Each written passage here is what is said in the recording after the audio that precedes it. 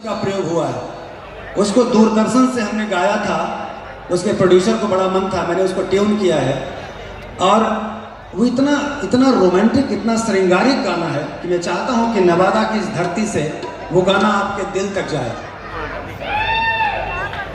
दिया राजा राधा नंदी भैया के जगादा हो,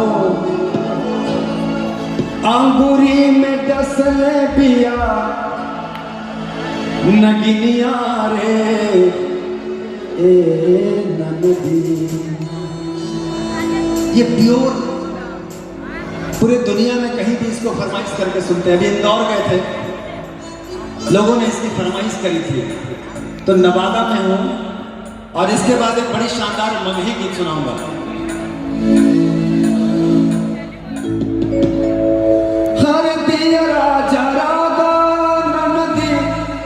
भैया के जगादा हो,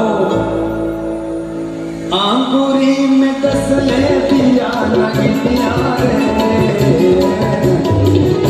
दिया राजा राजा, अंगूरी में दसले पिया नगिनिया रे दिया राजा राजा, दिया राजा राजा भैया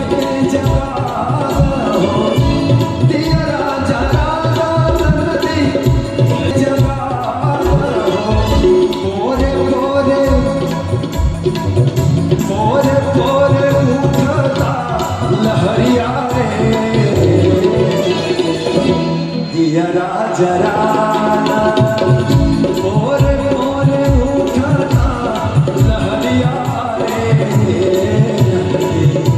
दिया राजा राजा।